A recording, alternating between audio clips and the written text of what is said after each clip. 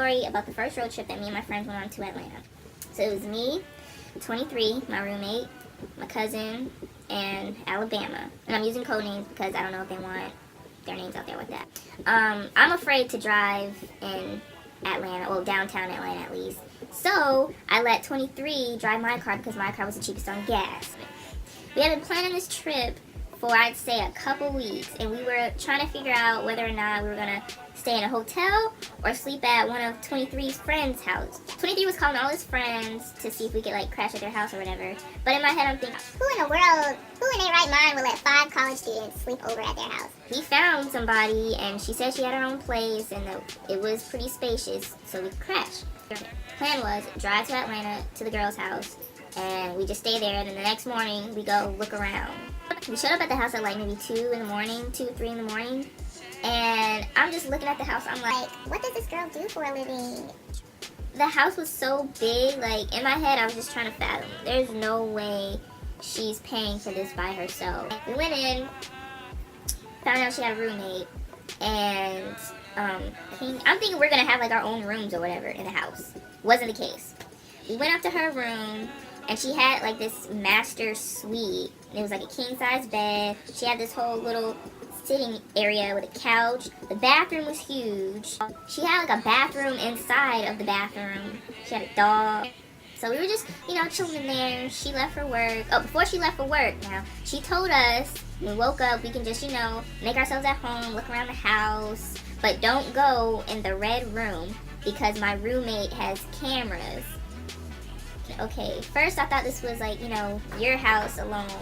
Then, okay, now you have this roommate who puts cameras in the house, but you can't go in there. Why can't we go in there? So, after she left for work, we were just in there chilling. Me, my cousin, and my roommate, we were all sleeping on the bed. And 23 in Alabama, they were like, in the living room on the couches. So, they were like talking really loud, cursing, laughing about whatever. We hear this what sounds to be this middle-aged woman banging on the door. Melissa, who the F you got in my house? So she opens the door. She looks so shocked, like, oh my gosh. You don't know how fast my heart was beating in that moment. So when everybody was just panicking when we heard the Melissa. So we just acted like we were asleep, all but my roommate. She was literally making eye contact with this woman because everybody else was asleep, so nobody was looking at the lady, but my roommate just had to make eye contact with her. She left, then she came back with a wig on. It was a nice wig. No it wasn't, I'm lying. She came back with a wig on, and she had no idea what was going on. We didn't know what was going on. She was just like, I heard a man's voice. Who else is in here? I don't know where y'all came from. Like, y'all need to get up out of here. Coming from Columbus to that house, it just would have been just tiring. So 23, he felt like she was going to call the police on us, so he had to finesse her. Him, 23, and my cousin. So she was like, we were told that we could be here. We had permission from 23's friend, and she said that this was her house. And the lady was like, this is not her house. She is just renting out a room. Well, she didn't even pay the rent on time. And I'm like, oh my gosh, never again am I going to listen to 23. 23 was like, we're good kids. Like, we're not going to hurt you or anything. Like, we're as confused as you are. We were told that, this was, like she said, this was her house. And we were told that we could look around and make ourselves at home. And so the lady was like, no, I pay for all this mother effing furniture in here. I work hard for my ish. I said, you ain't lying, because this is a nice house. I work hard for my ish.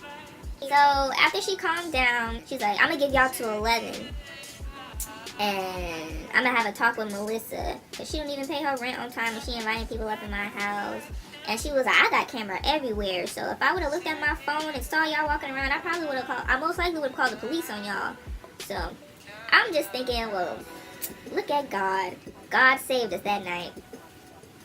Because if she would have left, and if she hadn't saw us before she left for work, she probably would have called the police on us, and we probably would have been arrested, like, they would have been waiting on us at the door. So after that, we were getting dressed when we woke up, and like we just started seeing a bunch of stuff just started unraveling. Like this girl had, oh shoot, I said the girl's name. Oh well. This girl had dirty underwear stuck between the little sofa in the living the sofa in the living room, and I'm just like, I wonder what else is in here. I was just disgusted.